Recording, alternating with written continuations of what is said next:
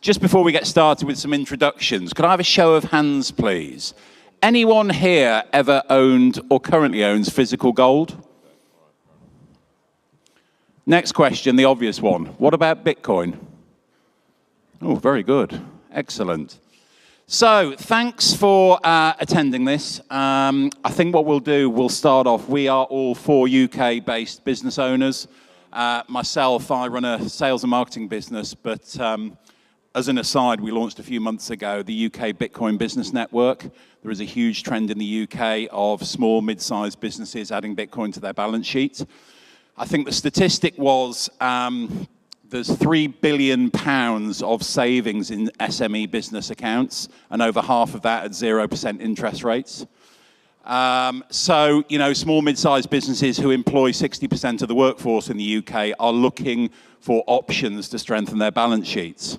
With no further ado, I'll hand over to Ben. You go first. Introduce yourself, your business, and we'll go from there.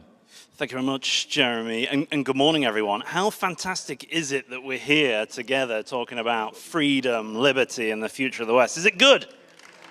Come on, wake up. Is it good? Yes, nice. And just before I introduce myself, I just want to give a shout out to the Guardian journalist who wrote an article yesterday.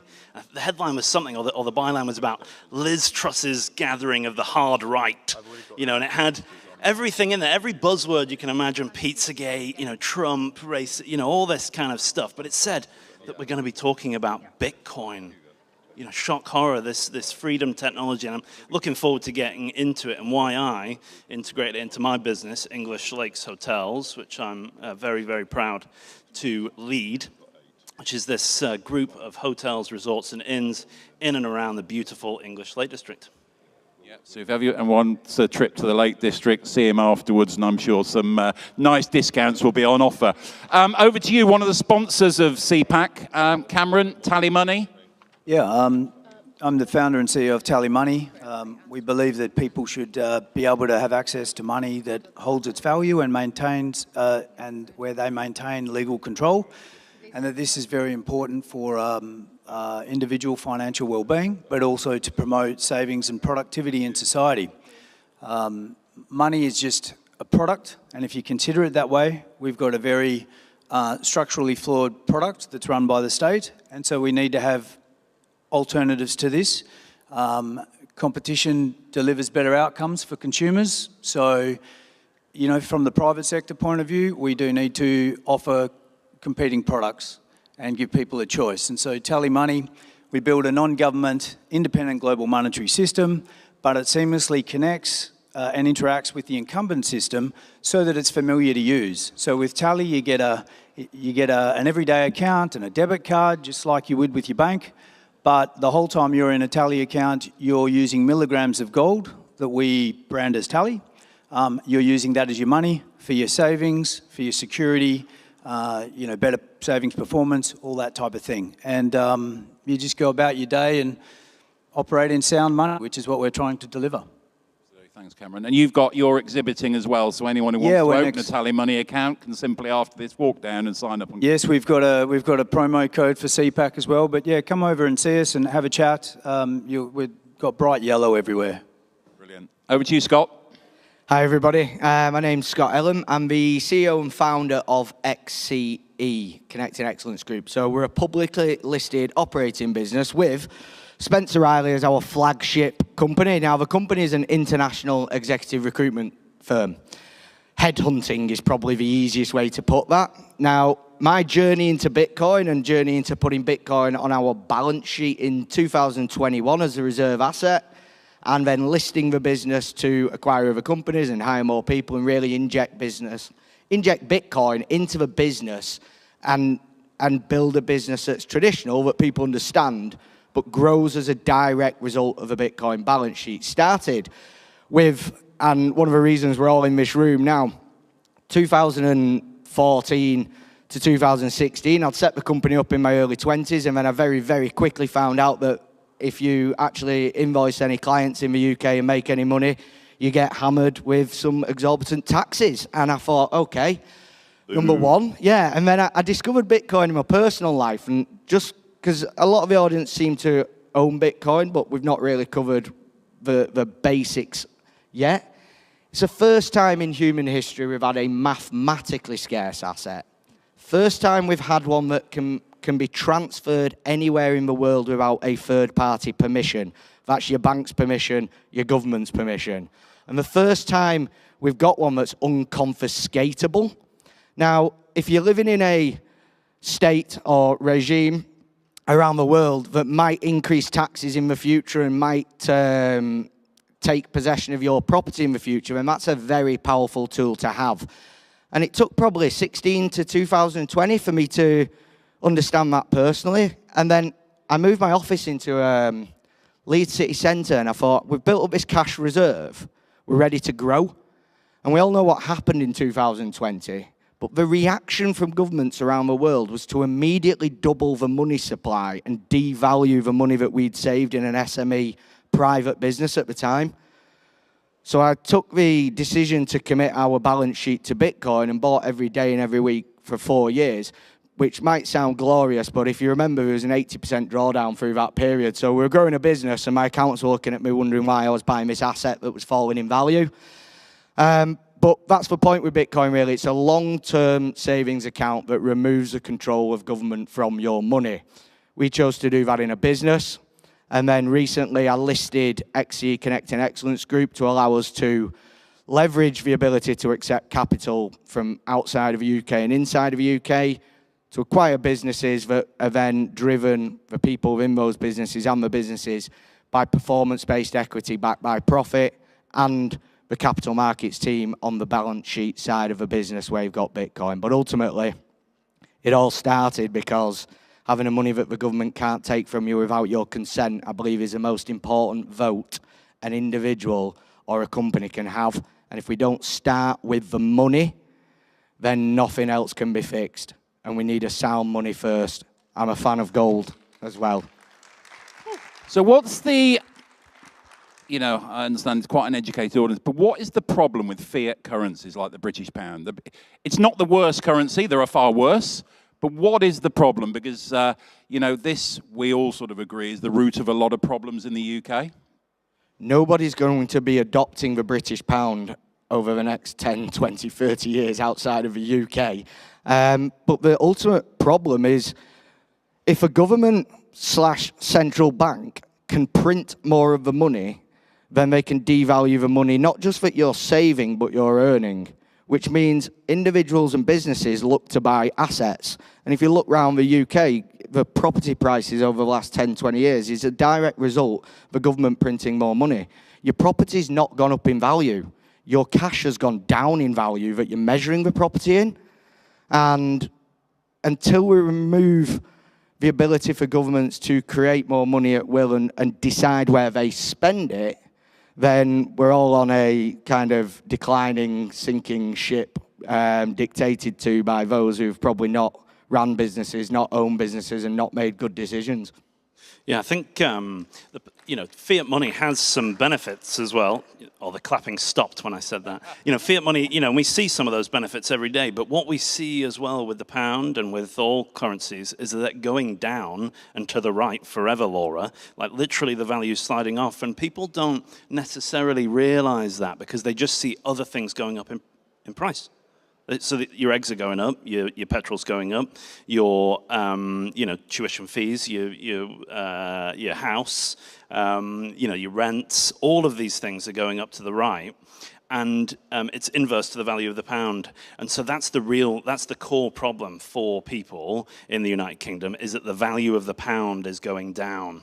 And that's because there's a man behind the mirror, behind the curtain, pulling the levers, trying to induce economic activity by devaluing the pound. And it's just going to keep going. There's fiat currency and the fractional reserve banking system, which is a credit creation system now, which is Professor Werner no doubt was speaking about.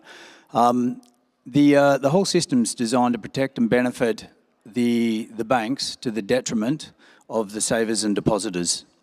So the monetary product in fiat currency, fiat meaning that it only has value by decree.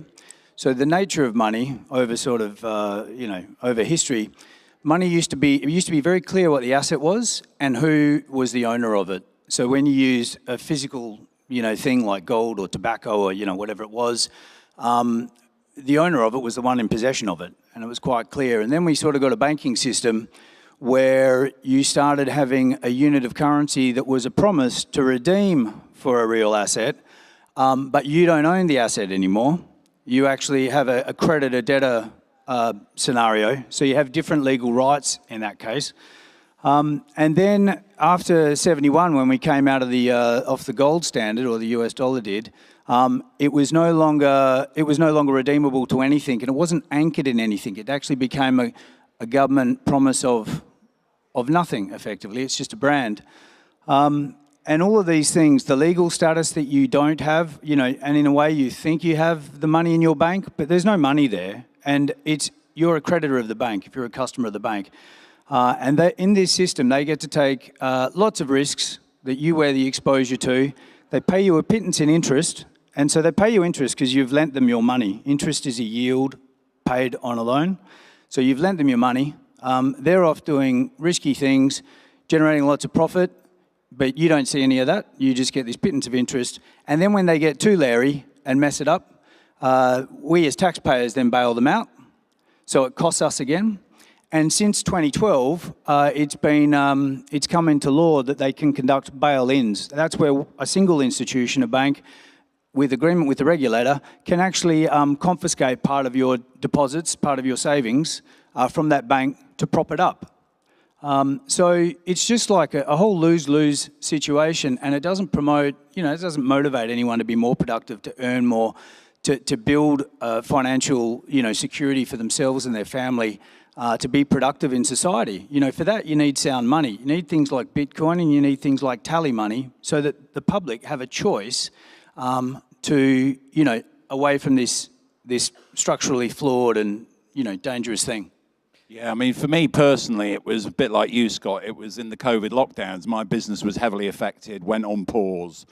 And I sort of couldn't believe filling out these forms, and just large sums of money were sent to me, and then staff on furlough and what have you. And it really then got you thinking that I knew sort of nothing about sort of monetary systems or what have you.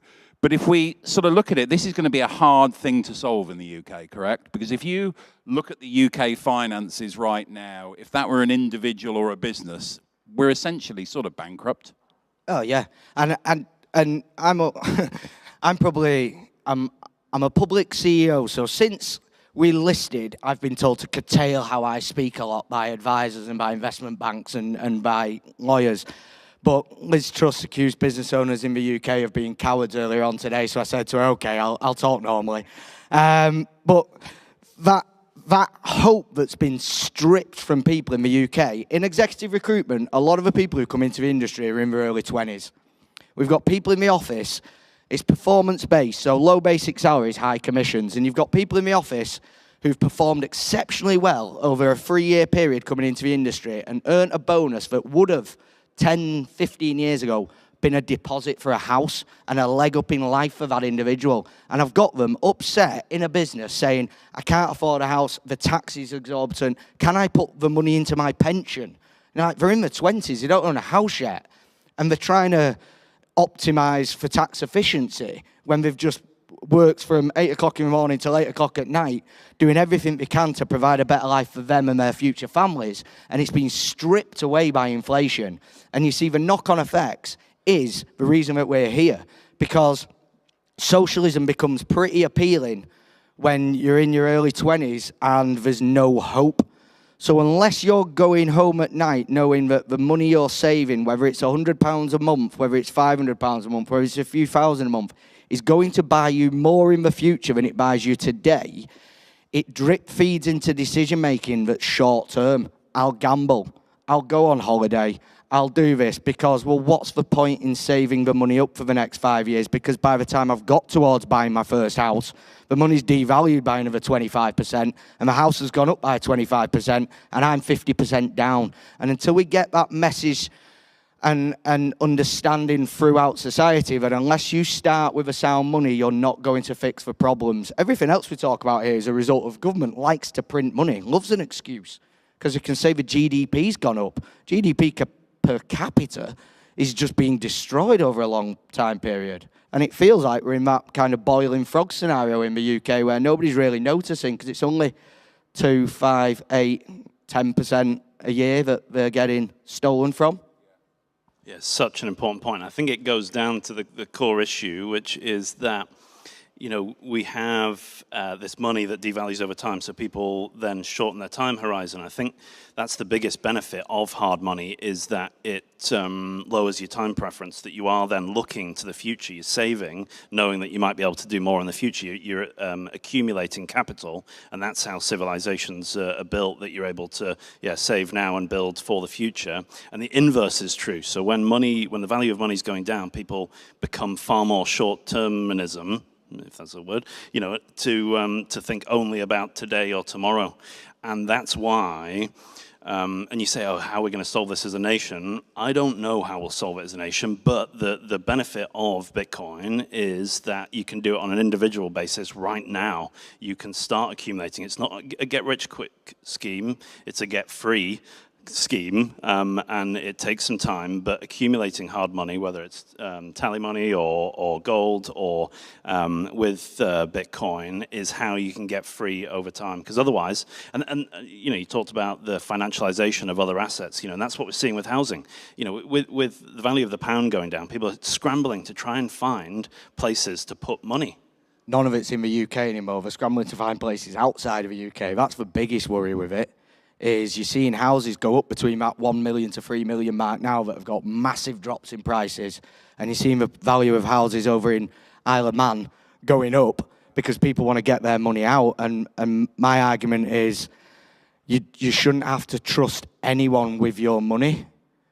And with Bitcoin, if you've got it in self-custody, whether you're in the Ukraine and Russians are rolling in and you want to leave the country with all the money you've saved up throughout your entire life, you can take it out the country in your head with a 12-word passphrase. If you're pretty high out on the risk curve of holding your money, that is.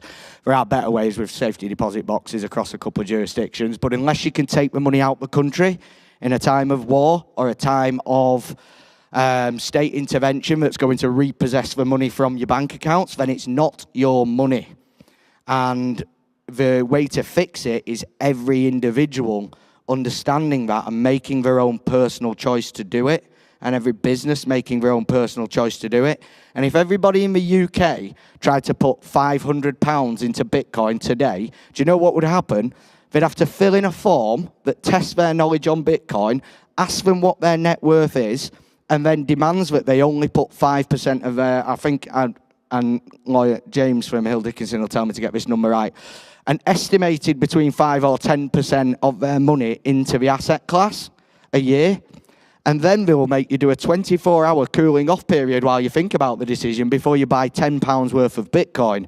And it's that kind of like imposed control that's getting worse and worse and worse. But if everybody in the UK did it, then you start slowly removing the power from the state of printing money and devaluing your currency.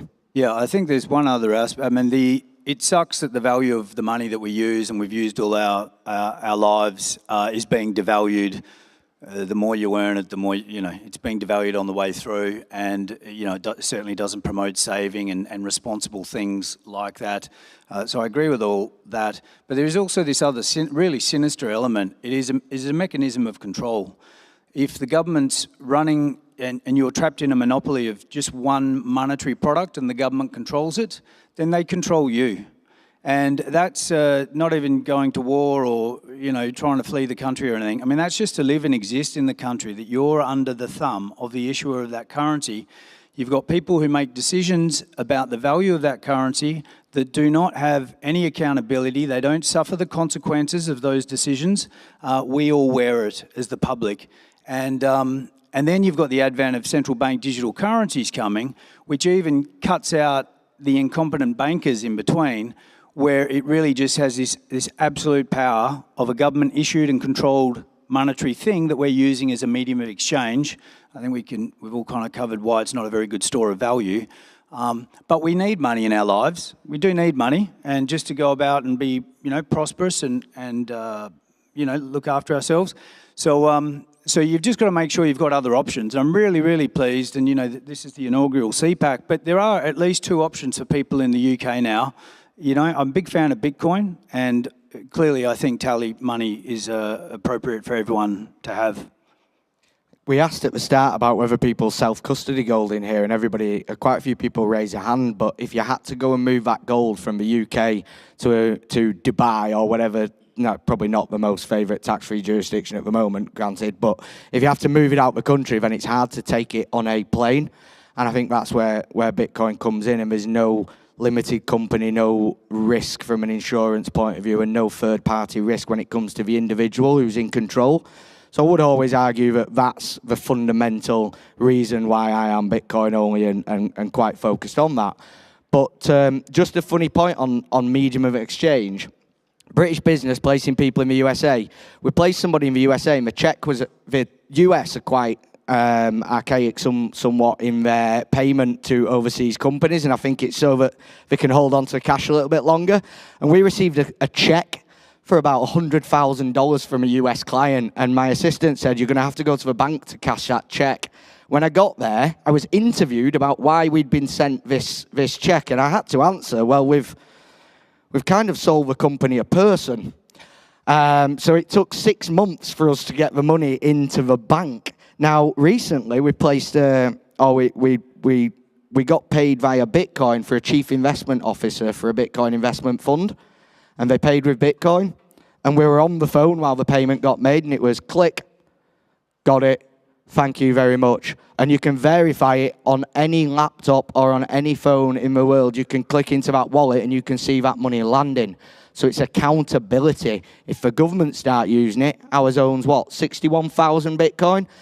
Yeah, a lot of people don't know that the UK through seizures have about £3 billion worth of Bitcoin at present market value. On that subject, I think we used to have a lot more gold as well, didn't we, in the UK? We did, until Gordon Brown announced to the market that he was going to flood the market with it, and sold half the country's gold at the absolute bottom price. Today's prices, is that a £35 billion mistake as of today? Something like that? It's be more than that. Wow. It'll get bigger. We've got a couple of minutes to go. I think for us... could I just say on that point, right? This is the topsy-turvy thing you have when you have an artificial currency and you have people in control of the money supply and the value of the currency, and it's not anchored to anything. And as I say, those people don't suffer the consequences of their poor decision-making. And you sort of, I know this is a right-leaning conservative conference, you know, it's on the other side, the left-leaning way, you know, socialism, where you fail upwards. I mean, Gordon Brown does that as Chancellor and becomes Prime Minister. You know, we had a whole lot of money printing, digital credit creation going on during COVID by Rishi Sunak as Chancellor. He becomes Prime Minister. You know, Andrew Bailey's the Bank of England governor. He was the head of the FCA. They had many scandals there and problems. He wasn't running it well. And he gets promoted to the governor of Bank of England. It's on that side of the fence where they fail upwards. And that's just not how reality ultimately works. And as Thomas Sowell, the great economist, says, you can ignore reality, but you can't ignore the consequences of ignoring reality. Absolutely, well said.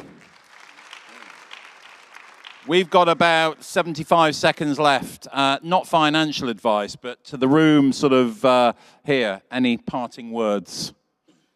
Well, just, you were talking about accepting Bitcoin. Just one really cool thing, you know, just to kind of expound upon that point.